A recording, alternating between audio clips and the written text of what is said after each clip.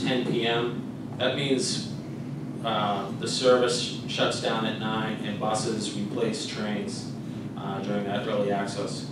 And then those buses run from 9 to the end of service, approximately 1 in the morning. And then the contractor finishes up his work around 4, and train service will begin again in the morning. Start the service 5:50. As I understand your description, the foot traffic in and out, it's going to be about the same access capacity-wise. Car traffic, people, taxis and cars dropping people off. It looks like it's going to get tighter because the bus is going to take the path that the cars used to take. And so that's going to be tight. It's going to be a busier station, and Wollaston's going to be closed down. So there's going to be more people coming to this station. I don't know where they're all going to go. I think some are going to go to North Quincy, some are going to come to Quincy Center. Are you making allowances for all that extra busyness and construction? Are you going to have extra police on hand to Yes, make absolutely. sure things keep moving? Yep, we will have allowances built into the contract for police details, flagging, bus flagging, train flagging. Okay. And I missed where you said, how long is the whole demolition project going to take? Approximately 18 months. It should be done at the end of 2018. And at the beginning you said you're doing this as a package with Wollaston. Is that for solicitation and the award going to one company? Correct. And that company is going to be equally good at constructing and demoing? Well, we anticipate that the prime contractor would sub it out to an established demolition contractor. Okay, thanks.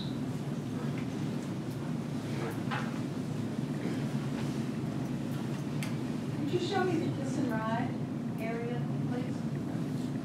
So, let's see. Can you go back with the traffic flow?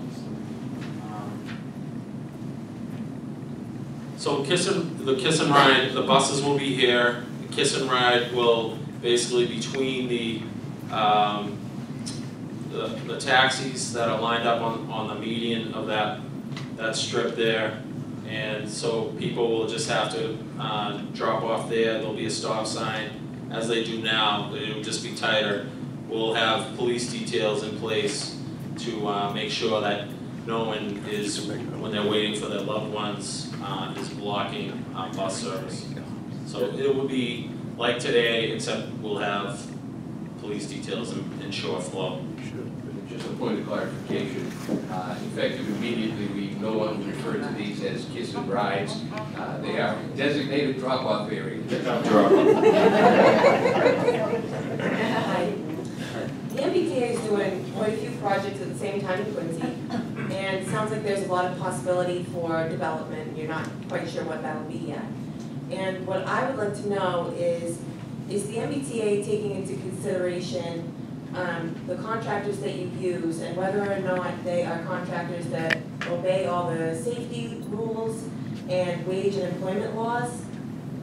Is that an important thing to the MBTA, and what are you going to do to make sure that the developers use legitimate contractors?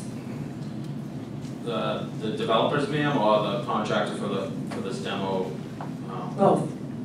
Okay, so I have no control over the developers per se. The MBTA does have control over this contractor. We have a very rigorous specification and process that ensures that contractors are bonded at the proper bonding levels, have past experience to do this type of work, and any specialized work working on a transit system. So you say that the MBTA has no control over the developers because it would be a private development, but the MBTA has no control over which developer you choose to partner with? No. So the MBTA is doing a request for proposals right now. So in that respect, we do have, like at North Quincy, the Atlantic Pizzuto developer that was gone through the real estate arm of the MBTA, and so that will be a similar process for this site. So in that process, is there any room for the MBTA to require that a developer commit to using a contractor that is legitimate and follows hour and wage and hour laws? All state laws, yes. Thank you.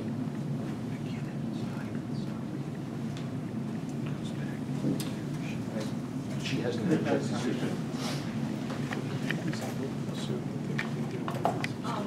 I just opened up the Bergen Parkway side. So right now there's a couple of buses with jumping off, and the Bergen Parkway, you have a drop-off area there. So from your friend, which it looks like it's gonna close out to a work zone, is it gonna be a new temporary drop-off site? And because I don't know if the temporary sidewalk on the Bergen Parkway side, is it gonna take up one of the travel lane? And also, there's a lot of commuter also just drop off in the Bergen Parkway. Even by now, they drop off in the crosswalk, at the crosswalk in the morning and stuff like that. Do So, you think traffic is gonna be a problem back there? well, we're gonna have the 2 lanes open during rush hour. Periodically, we may coordinate with the city after rush hour or between rush hours to temporarily take that first lane on Bergen Parkway, but that would only happen on a periodic basis during non-busy times. And as far as walking down the sidewalk, you'll just have to put down temporary crosswalks, and the contractor will be responsible for signage to, the sidewalks closed across here, and then, make sure we get the pedestrians safely to the station, to and from the station. So there's, Finish. Go ahead. Finish. yeah, so there's no bus drop off in the Bergen Parkway side? No, the bus routes that drop off there presently will come around and drop off on the Hancock Street side. Thank you. So, you mentioned that your future plans is to have a bus loop in on what, I think you call it the second level. I might not have that right. Has an engineer looked at that deck, which I assume was built for cars, and will it support the heavier buses over and over again? That deck will be removed to facilitate that new bus facility. Is there a reason you're not doing it now? It gives better protection to the station below. So we're gonna go through this again. On a much smaller scale, because that second deck is, sidewalk level on Bergen, so it's not a structure hovering over the Bergen Parkway. Sure. Thank you. Any consideration for the private shuttles, vans that drop off people? There are a number of them that come from Quarry Street, I should say. Yep. Another High Point Village, exactly. And there will be from the hospital, I would suspect, when that's redeveloped. Yes, we'll be communicating the plan to them and getting out and contacting them, people and working with them, coordinating between the MBTA and the contractor. They're gonna have to drop off on the Hancock Street side? Most likely. No. Something a little more definitive than that, please. Either is or it isn't. It's just at this time. Because if it is, it's gonna take one lane out of Bergen Parkway. So is it or isn't going on the Hancock? We will coordinate to get them to drop off on the Hancock Street side, but again, that has to be, there's not a concrete plan as to doing that. We definitely, that's why we're taking our buses around Hancock Street side, because we don't want them picking up and dropping off the couple of bus routes that do that on Bergen Parkway presently and blocking that lane and not being able to utilize that pulling. I just have a question about what caused the structure to become unusable at what time? Does anybody know that? It was, I don't know the specifics, but July 5th, 2012, it was shut down. There was a lot of instances where concrete was falling from the levels above. So it just seemed to be the best case scenario to shut the garage down. Okay. And so the remaining, once the upper levels are removed, the remaining structure, basically, I mean, it was built at that same time with the same quality standards? Yes, but the design engineer we're working with has the columns and the beams and the girders are they're in good condition. It's just the decks that span between the beams that's in poor condition. So that structure can be reutilized again, but the decks will have to be removed. Okay, thanks. Well,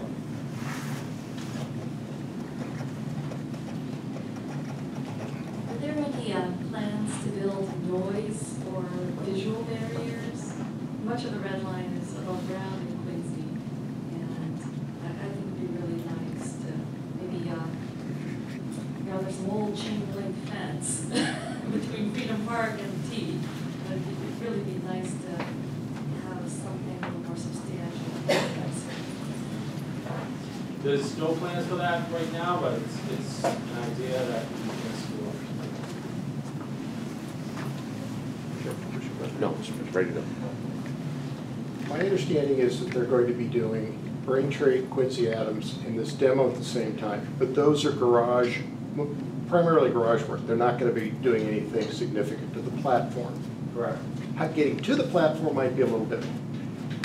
But when you look at Quincy Center eventually, Wollaston near term, and North Quincy fairly soon, the team made statements that they were planning to do those stations essentially in serial fashion. Now, Wally's going to take 38 months, but they're going to be out of service for 20. I could see them opening up when they get to that second 18 months, and it's punch list parking lot that they could maybe start on North Quincy. We don't know if they're going to close North Quincy for a time during construction like they're doing with Wally. But the problem I'm looking at, because you said something a little earlier in terms of the redevelopment of Quincy Center that made it sound like there was a possibility that they may be doing Quincy Center concurrently with North Quincy, or is the plan still to be on the back end? And No. if on the back end, does the T have a general, and I'm not going to put you to a date, do they have sort of a general window as to when they think they might start doing the reconstruction of the new Quincy station? And that's kind of that's where I'm going on my question. Thank you. Well, I was just using the DuPont developer as an example of a public-private partnership that will take place here. Just an example, that will be that developer or. But does the T have any time frame concept? Not a hard, not a date certain, but when they're going to maybe break ground to start building a new station? When do they look to, perhaps? That's kind of the question. What I know is that the RFP is in process, and probably a couple of months from now, that RFP will go out seeking proposals from developers. Over here. And thank you. I'd like to go back to the drop-off areas, if I could. If I understand it correctly, your work zone now will encompass the current drop-off zone. So yes? No. Okay, on Bergen Parkway. Oh, I'm sorry. On Bergen Parkway, yes. Yes, it will. Okay, so in essence, the only available drop-off zone after your work zone is established would be one lane of Bergen Parkway. If anyone's going to drop off, that's the only physical area they have to drop off on. We will direct people to drop off on the Hancock Street side. Okay. So what you're saying is, as far as the T is concerned, you cannot drop off. However, you don't have enforcement capabilities to ensure that people don't drop off on the Bergen Parkway side. I envision a police detail out there to make sure, If someone puts their hazards on, like, no, keep going. It is the position of the T that no one shall drop off people on the Bergen Parkway side after you establish your work zone.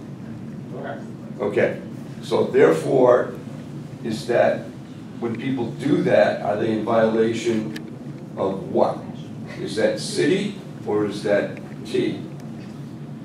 And are you, if you say city, then the councilors here are gonna need some officers there to enforce that.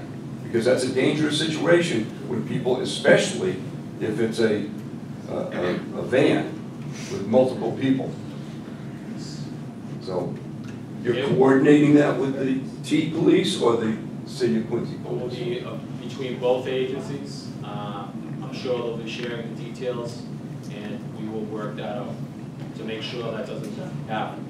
Okay, because that's, to the people in the neighborhood, that's a dangerous situation as is. I And believe it's it still a happens drop now, off. right? Well, people drop off, they drop off on both They sides. don't use the pull-in.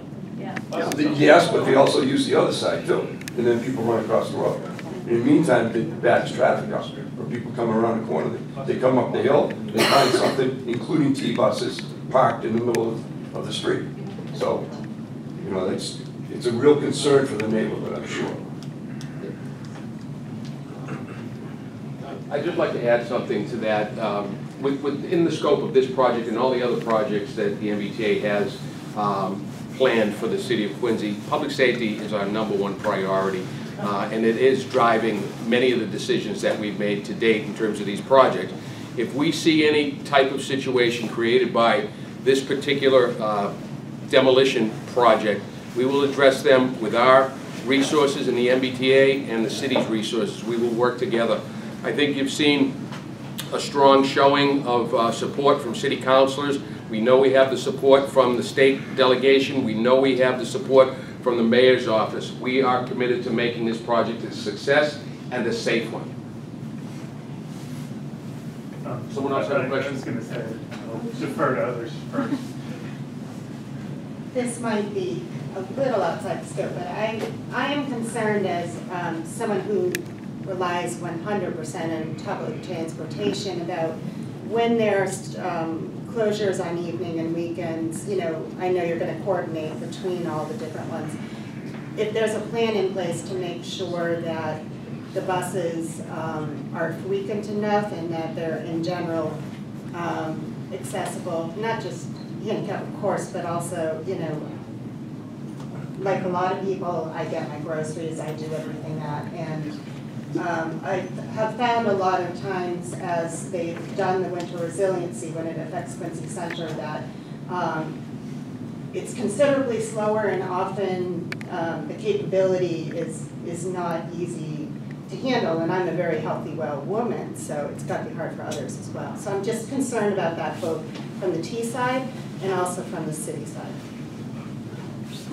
Well, I could say, I know there's a weekend diversion this weekend, will be affecting the station. They'll be replacing the tracks in one of the pits. We try our best to mimic the service that we're shutting down when we replace it.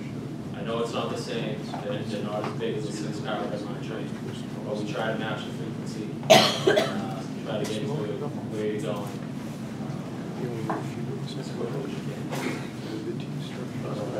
I was wondering, if there's any thought about two things. One, informational awareness, like maybe my iPhone, I can tell when trains are coming, when buses are leaving, this, that, the other thing. But the T now, you can't tell when any of the buses are coming or going, or when the trains are coming and going. You can't, people that take the red line really can't go to the commuter rail, the people on the commuter rail really can't go to the red line. And just, if it was an easier place, when you get off the red line, all the buses leave right before you come out. And I think people run for the train because they see other people running. And I think just, you know, $100 smart board type of thing with some information. When I was there in 1971, they had those little bus charts, like font 6. They still have those bus charts. And I think some information, digital information live And the ability, like in Madstone, you can go from the red line to the purple line, back and forth, and things like that would help out. On that subject, MBTA has plans to deploy what we call urban panels at its subway stations and commuter rail stations, and that type of information will be readily available at these, or through these urban panels. It's similar to 55-inch TV screen.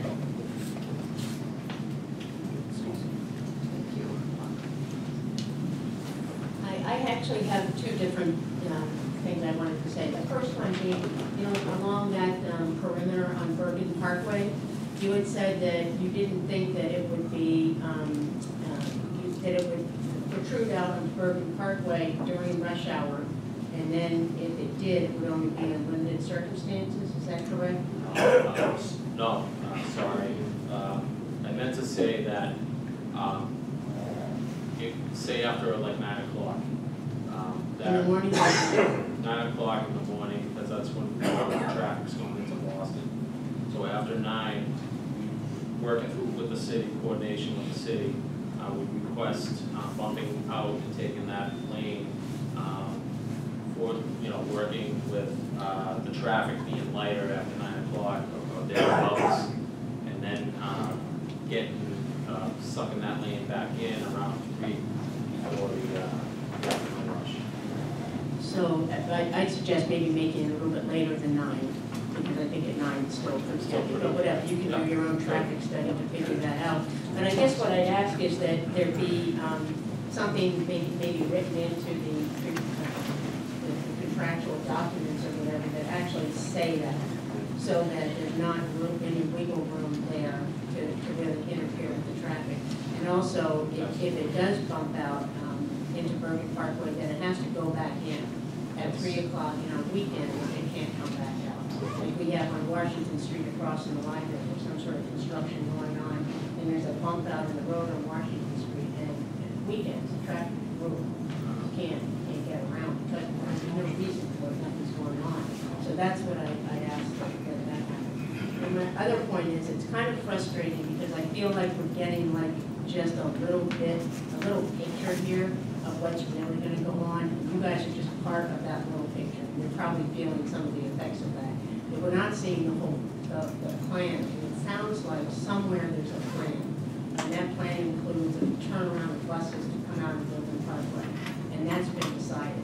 And we don't, I heard that was a suggested proposal over a year ago at a meeting. I haven't heard anything about that since, but it sounds like it's been decided, so it's frustrating, as well as the fact that they're thinking about putting all the cars from the garage on the Bergen Parkway.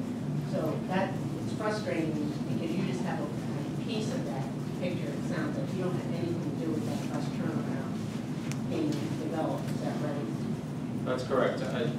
So that same plan, I was in this room and heard about a conceptual plan from Parsons Brinckerhoff. I've been in contact with the city Parsons is working with, and that's. Yeah, that was my understanding, that was conceptual. And then we were having a community meeting and input, there's going to be concerns about non-traffic, and then it was going to go back, someone was going to go back and work on something, maybe come back with another plan or whatever. There were a couple of different pictures. It's conceptual, there's no hard design, it may change, but I think that was just going off the conceptual level. And since that's happening, the T will be involved in that, right? Because it's the T buses, they care about what happens with the buses and all that. But this is just Demolition. Correct, yes.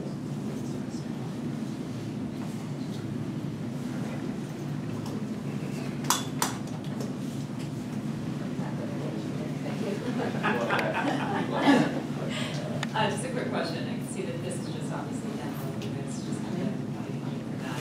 Life safety upgrades, I see that we're doing elevator work, we have new entrance coming in. Are there any plans to do any life safety upgrades to the function itself or make sure the building is left?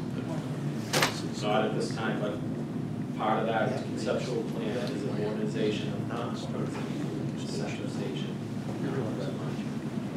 What I've seen from that conceptual plan is whole separate head house and stuff like that. Yeah. So that will bring the whole station, will be on the elevators, we'll bring it into more nice station. Just one. Oh, sorry.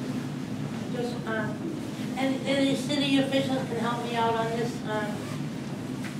the trees on the Bergen Parkway side from the walkway down to where the garage is and where the demo and who's responsible for that landscaping? They can't even keep that up, so how are they gonna do a nice job on the whole demolition? That looks like crap since 5 years. And that's my neighborhood, and I take a dim view of that. I really do. It's horrible. The front side, if that was across the street from the Church of Presidents, like City Hall is, all that area is getting a nice little makeover. But you can't even cut down trees and take care of the trees on Bergen Parkway with I don't know if that's city land or the city land. Who maintains that? Can anybody help me out on that? Any city official? I don't. That's city land. It's city land? So how come it hasn't been taken care of for 5 years? I'll call the park department. Excuse me? I'll call the park department. No, I'm just asking. It hasn't been. It's looked like crap since, and they're sprucing up the city of Presidents and Adams, and they're spending money and money, but they're not spending any money on so I doubt this project is even feasible. We really need to focus on the demolition project. Yeah, well, I doubt it, because they can't even do landscaping, okay? The issue, I'm not thrilled with any of it that's going on. Is there anybody that hasn't had a chance to speak yet? I want to make sure. Representative? Just a question, has the traffic engineer has been brought into this equation, given the scope of the project and the times that the construction is going to be ongoing? No representative, not yet. Okay. Because we have to work with the contractor, with their work, and then we'll coordinate with the traffic department planning of the city. We'll have the contractor do that. Because what I think would make a lot of people more comfortable with some of the traffic flow, particularly during the rush hour times going through Bergen Parkway, the rush hour on Hancock Street. If the city traffic engineer, Jeff Finnegan, and the state traffic engineer were on the same page with what's going on, if they have to adjust the lighting or platoon the lights at a different time to compensate for the truck deliveries, the construction, and for the safety of pedestrians going down. I'd like to see that if it isn't already factored into the plan and have the city officials review it along with the police department so everyone can hold these contractors accountable. If something deviates from that plan, won't be going to try to address it then. The traffic management plan will come after we award the contract in the first few months. We'll get those submittals in. We'll coordinate with the traffic department, with the city, and get those approved by them, and also by our traffic engineer. Thank you. Sure. Thank you, Noel Bona, Quincy Council at Large. I was just going to ask a question when people were talking about, and I was at the Wallaston meeting as well the other night, and just to hear that the 18 months for both stations, well, that station to be down and have to convert over here. Have you ever considered taking a bus shuttle to JFK and getting, going that way instead, as well as going this way? So have alternate routes to get to, because it could get overstocked over here at Quincy Center with the Wilson T station being down. So have you considered going north at all for a shuttle service? I know that route has been used in the past during weekend diversions, so I'm sure if something is required, if the plan isn't working, and that looks like it could be a good option, I'm sure the bus ops will make that happen. Thank you. Okay, is there anybody that hasn't had a chance to speak yet? Okay. Well, I want to give a chance to those that have not yet spoken. I just wanted to say thank you for having this meeting, and I think what you'll hear most is that communication is the most important. So I think for me, seeing these phases was really good for me. I would just ask as we continue to go into these phases, keep us aware of where you are, because particularly when we get to these when the elevator gets closed now, that doesn't just affect the handicapped people. It affects me with my kids, for with the carriages and things like that. And that's where I want to know what's going on. Get some rates from my takeout. Continue to keep us informed. This is a disaster, looking for a place to have. Is there any plans for the first level that's kind of flush with Hancock Street side? After you cap off the top? It goes into the conceptual, I've seen that all gets, not all of it, but a lot of it gets reconfigured. It'll be like a mezzanine over the red line. Looks like a great plan, but that's very early stages. Okay, I'll back here.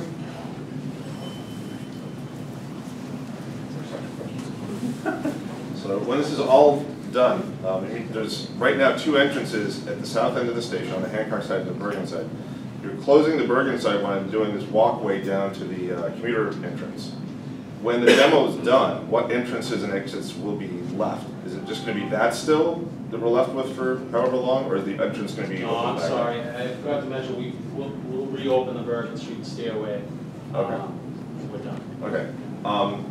And how will the landscaping be left? Will it just be paved over, or just how will the site be left when the demo is done, I guess?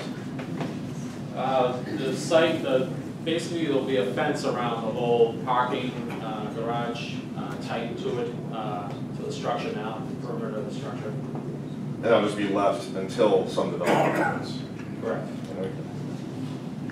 Okay. When you, so I work with real estate development, so I really appreciate you doing the meeting, and I get how complicated this is. Can you ask when you put it up to bid for folks to look at maybe doing the Bergen Parkway side? It sounds like the structure's fine, and it's the decking that's the issue with the garage.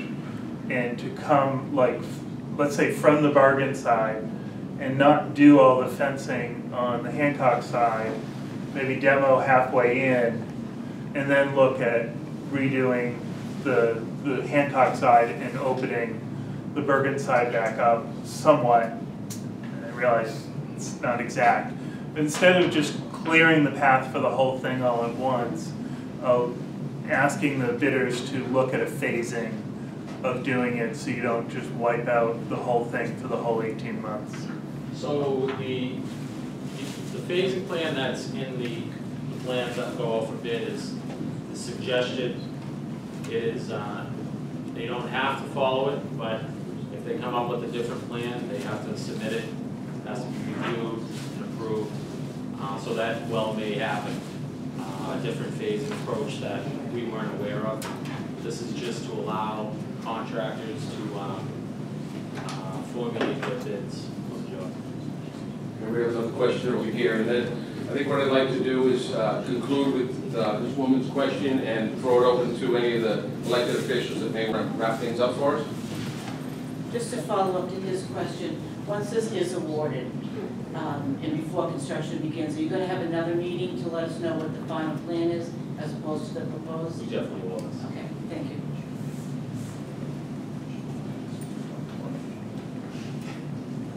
I'm just, and you may have touched on this already, and I may have missed it, but, so when the demolition is complete, it's gonna be up to the 2nd floor. You're gonna weatherize it. I believe you said there will not be any parking inside of the structure. Do you expect the structure will be structurally sound to support something like some sort of building on top of it? Or do you think whoever comes in will have to knock the rest of it down? They won't have to knock the rest of it down, but they can use the existing foundation columns, girders that remain to help them get off. That's a definite, that's what we're going to start. It's just the deck that we left. Okay, with that, I'd like to offer an opportunity for any of our elected officials to say a few words. Sure, John Dean, State Senator. First, I want to thank everybody for coming out tonight. This feedback's really helpful. We had at the meeting earlier this week in Wallaston, and we also had a presentation for the City Council on Monday evening. So we're getting a lot of feedback as elected officials about what's been presented. And we can't kid ourselves into thinking that this is not a complex project. From Braintree all the way to North Quincy, there are substantial projects going on. And it's going to take a lot of work to tie them together. The MBTA is committed to doing that, and I know Representative Ed, myself, and Representative Chan was here, and Representative Mariano as well. We are committed to making sure that the T does what they have to do. It's quite an undertaking, and I think the end product, as I said the other night, is going to be well worth it. We will have essentially a brand new red line from the Deposit Bridge all the way down to Braintree. We will have brand new signalization on the tracks. We will have a brand new, entirely new fleet of red line cars that will be running and optimizing those signals that will allow for thousands of additional passengers per day. We will have a transit-oriented development in North Quincy train station. As part of that, we'll see improvements. Walton train station will be essentially brand new. The Quincy Center train station, we will have a garage down, and it will be ready for development. And just a quick update on that development, the planning for that, as a result of legislation that we passed, rests with the city to some degree. The city has control over that planning. Otherwise, it would have been left entirely to the state. With on the transportation bond bill that we passed, we made sure that the city had a say in any development that occurs. In fact, is the lead planner on development that will occur at Quincy Center. And that's an ongoing process. The mayor is in constant contact with the MBTA about what ifs. What if we do this? What if we do that? What do we want to see here? And eventually that will go out for an RFP, and they'll look for a public-private partnership in developing that site. And the Quincy Adams train station will have an additional 40 years of life after the renovations are done to that garage. The same thing down at Braintree. So it's going to be a completely new red line. The challenge is coordinating the work as we get to that. And as I say, we're committed to making sure that the mitigation is in place, that it's sufficient, and if it's not working, that we have the ability to immediately respond with any changes that are necessary. We've gotten that commitment from the MBTA. As recently as this morning, we spoke with Secretary Pollock about our concerns about, hey, maybe we can run empty trains from Braintree to North Quincy and allow people to get off the platform up there. Maybe we can run empty buses on the loop so that makes it easier for people to get onto a bus. And she is open to any and all of those things, and she's given assurances that this is going to work. And I will tell you that there's also a little bit of a political element here. We're all on the ballot, and we are up for re-election, as is the governor. And we know that we have to make this work, and we're committed to having that happen. So I thank you for coming out tonight. Your input is valued. We hear you. We'll take the concerns. We'll make sure that the MBTA responds to them, and hopefully this project will be something when it's all over, we'll say the city's much better for it. So again, I want to thank you for coming out, and I don't know if anybody else wants to say anything. Sure. And just to echo John's comments, I want to thank the MBTA for the meeting tonight, but I think what we all heard from the neighbors is no one knows the neighborhood better than the people who live there themselves. And I think a lot of the input tonight was very helpful, and to see some of the comments put into provisions of this permit is going to be key. And as John alluded to, making sure that those provisions are kept a close eye on, and we have everybody who's Margaret LaForest, Ward 1 City Councilor. Earlier tonight, Kirsten Hughes, the Ward 5 Councilor, was here as well. And Kirsten and I, the Quincy Center MBTA station is the border of Ward 1 and Ward 5. The station itself is in Ward 1. City Hall, where you are now, is Ward 5. Hancock Street is Ward 1. Bergen Parkway is Ward 5. So Kirsten and I will be partnering on this project as we go forward. Yeah, that's right where the line is. So, but I think it's really important. The point that you raised was communication. Who knows what's happening and where's the information? And I think that's one of the things for me as a ward councilor that we're relied upon is people need access to this information and to be keeping us posted. There's a lot of moving parts here. I am very grateful for the investment in the infrastructure and the public transportation. It's long past due. And we've seen the Quincy Center garage abruptly close. We've seen the loss of the ferry service abruptly occur. And so I just want to be advocating as well while I have the MBTA officials, as I did to the city council meeting, as I will at each meeting that they come before us, is saying we recognize that traffic is one of the most difficult issues we deal with in the city of Quincy. Our infrastructure is antiquated as well. And as we look forward, this is going to cause difficulties within our municipality as this construction goes underway. We understand it has to happen.